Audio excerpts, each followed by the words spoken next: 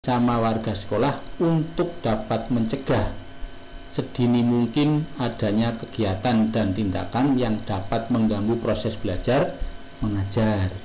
Jadi semua kegiatan yang mengganggu proses belajar mengajar maka perlu dirembuk, dilarang atau dibolehkan. Itu harus ada koordinasi dan konsolidasi. Kegiatan belajar mengajar tidak terganggu. Nah, nomor 2, melaksanakan tata tertib sekolah secara konsisten dan berkelanjutan. Nah, ini yang penting. Kalian setelah belajar di SMP 3 harus konsisten melaksanakan tata tertib sekolah dan berkelanjutan. Orang sehari udah itu terus selesai, besok diulangi lagi, nggak boleh. Harus konsisten dan berkelanjutan. Ini penting ya.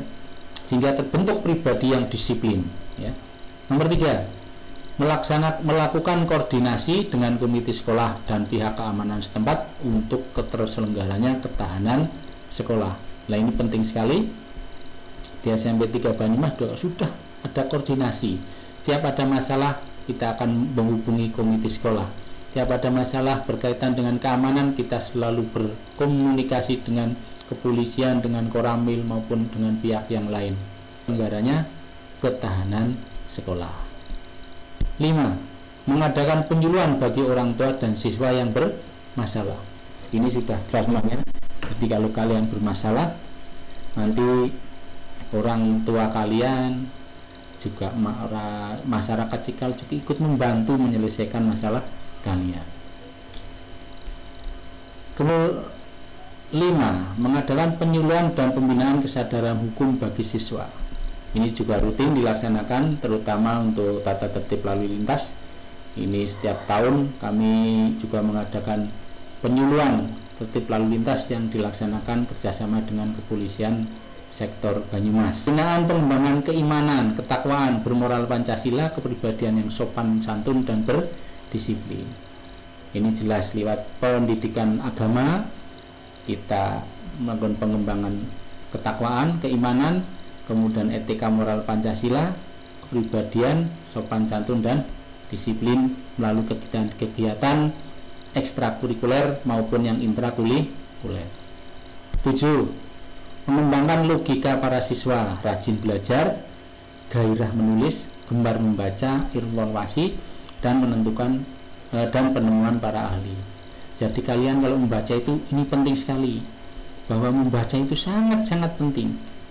Oleh karena itu kamu harus menumbuhkan gemar membaca.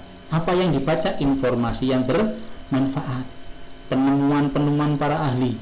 Siapa tahu di antara kalian di kelas ini nanti ada yang menjadi ahli.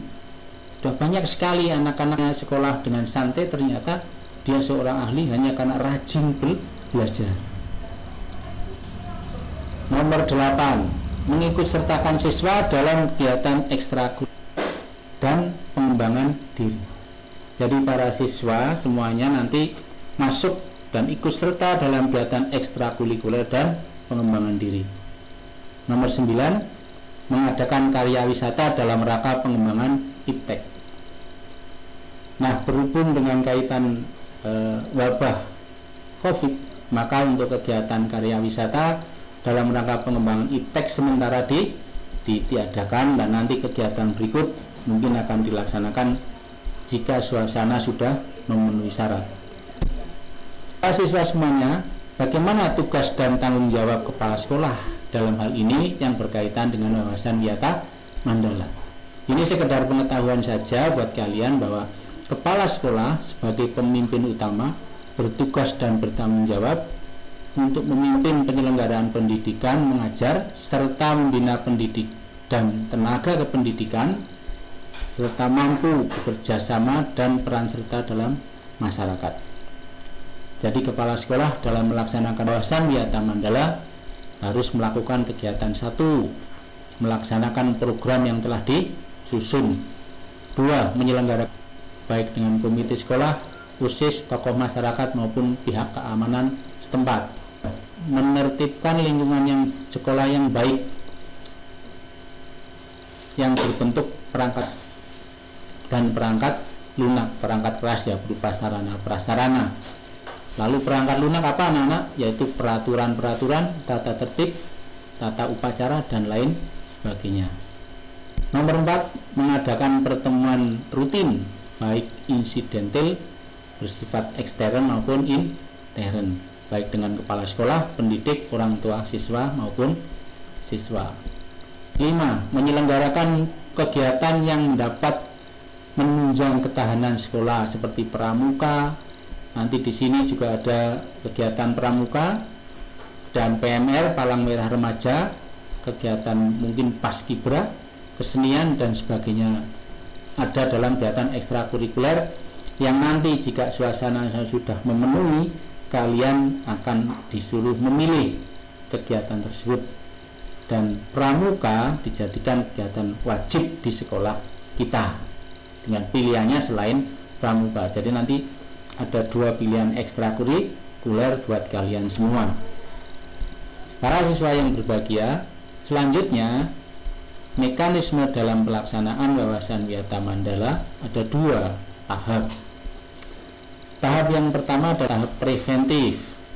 Tahap preventif itu apa saja? 1, memelihara sekolah dan lingkungan sekolah serta menciptakan kebersihan dan ketertiban. Nah, ini kalian berada di sekolah punya tanggung jawab penuh untuk menjaga kebersihan dan ketertiban lingkungan sekolah kalian. Jangan hanya mengandalkan pesuruh saja atau petugas pelaksanaan kebersihan di sekolah. Nomor 2, menciptakan suasana yang harmonis. Artinya menciptakan suasana harmonis yaitu bahwa kalian semuanya harus dalam kondisi yang baik suasananya, tidak boleh saling ejek atau saling mengunggulkan diri, nggak boleh. Ini. Nomor 3, membentuk jaring-jaring pengawasan atau rahasia atau kontrol terhadap kegiatan siswa.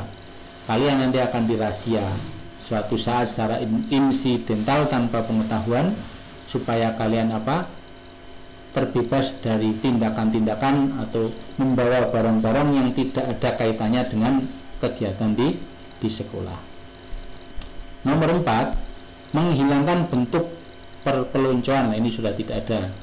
Nomor 5, meminimalisir keterlibatan kelompok maupun perseorangan dalam kegiatan sekolah.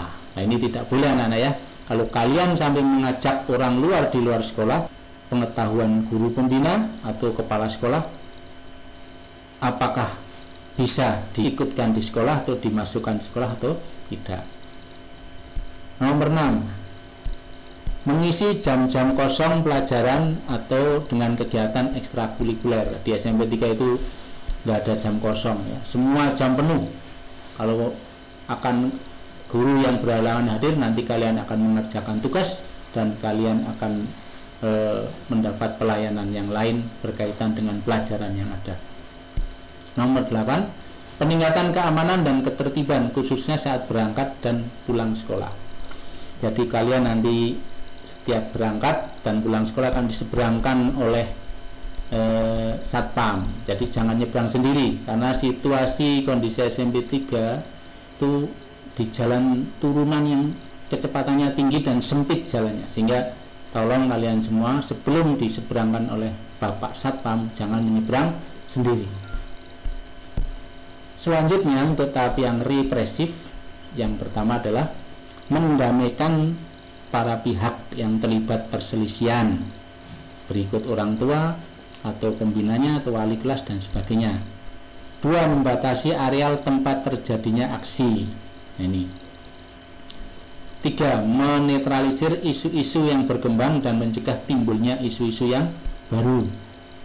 4, berkoordinasi dengan pihak keamanan apabila terjadi pihak luar sekolah yang melanggar keamanan, ketertiban, dan perbuatan kriminalitas.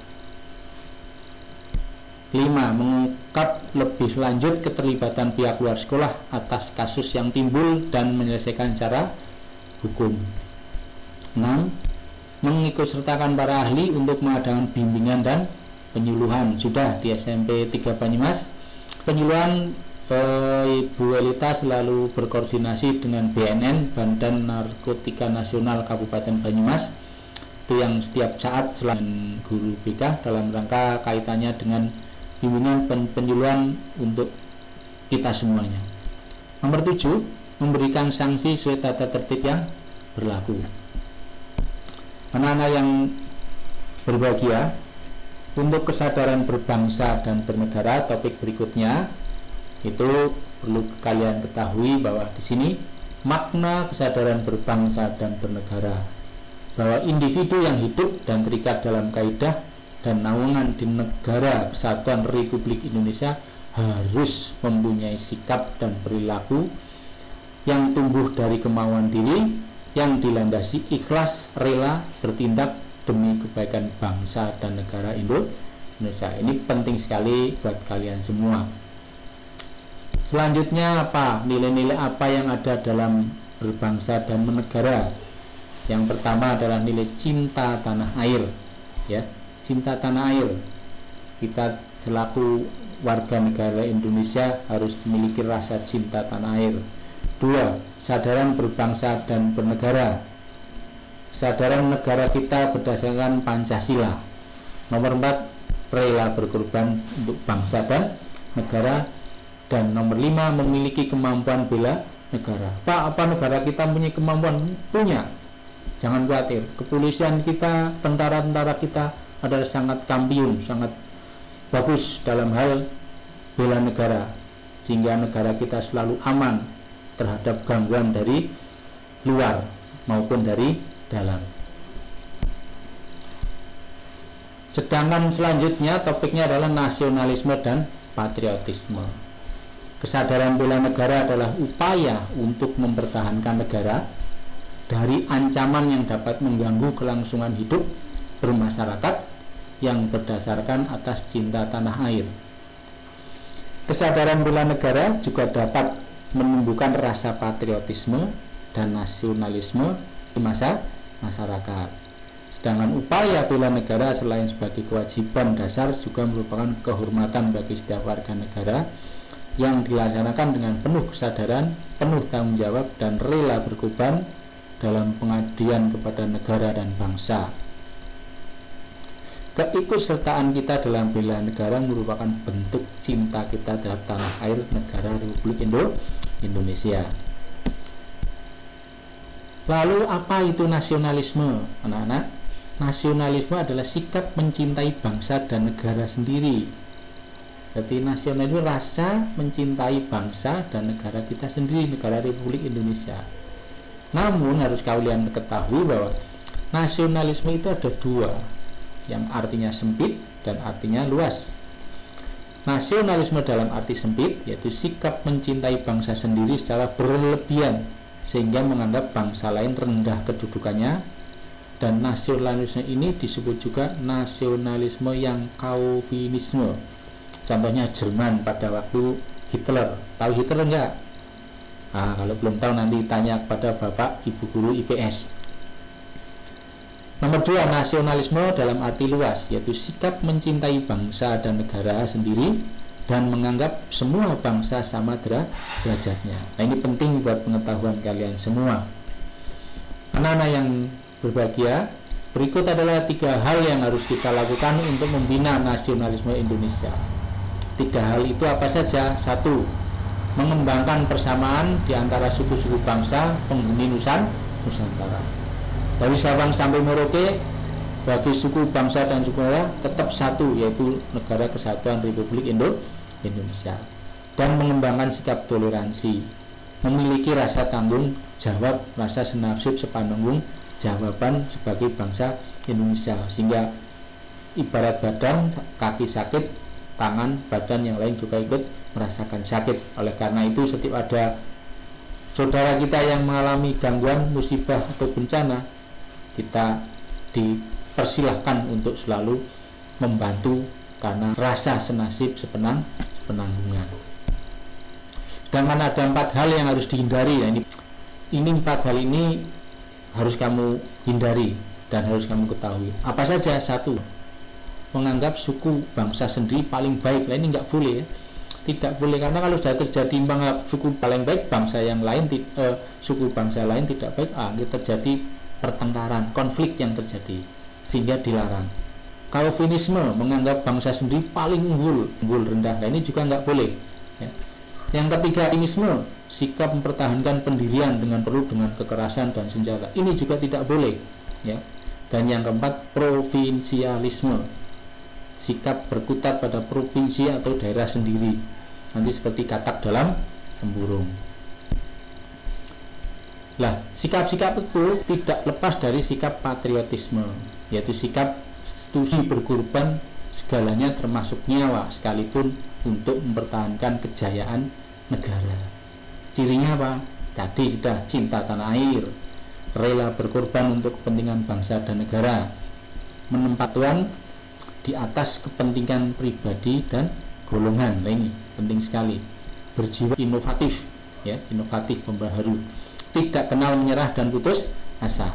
Sehingga saya minta calon generasi penerus jangan sampai menyerah dan putus asa dengan keadaan seperti ini. Kita harus bersemangat, belajar secara online juga harus bersemangat, karena tidak hanya kita yang seperti ini, seluruh dunia mengalami, dan kita tidak boleh ketinggalan. Sementara orang lain belajar online dengan bagus, kalian belajar dengan santai-santai, ya kalian tertinggal. Kalau kalian tertinggal, juga tertinggal. Efeknya apa? Semua menjadi tertinggal semua. Nah, ini. Nah, karena itu semangat dan jangan putus asa. Dan yang terakhir, bagaimana implementasi sikap patriotisme dalam kehidupan sehari-hari. Dalam kehidupan sehari-hari itu ada sikap patriotisme. Contohnya kepripun?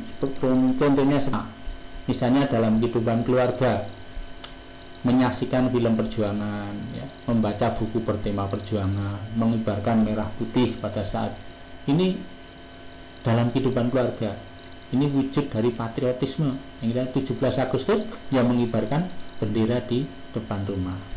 Disegera mengaitkan materi pelajaran dan nilai-nilai perjuangan dan sungguh-sungguh dalam belajar. Ini penting. Jadi kalau kita akan maju, kita juga harus sungguh-sungguh di dalam belajar. Nek ora sungguh-sungguh, kita akan ketinggalan zaman. Lalu bagaimana dalam kehidupan masyarakat? Ya, mengembangkan kesetiakawanan sosial di lingkungannya. Ya, kalian di lingkungannya setia kawan, rukun dengan teman, rukun dengan warga, kerja bakti, itu wujud patriotisme di lingkungan masyarakat. Lah, kalau dalam berbangsa, ya meningkatkan persatuan dan kesatuan, melaksanakan Pancasila dan Undang-Undang Dasar 1945, mengembangkan kegiatan usaha produktif, mematuhi peraturan hukum, mematuhi peraturan polisi lalu lintas, dan sekarang yang sedang hangatnya mematuhi protokol kesehatan. Jangan sampai kalian setelah ini semaunya sendiri, tapi kita harus mematuhi protokol kesehatan dengan memakai masker, kalau keluar double maskernya.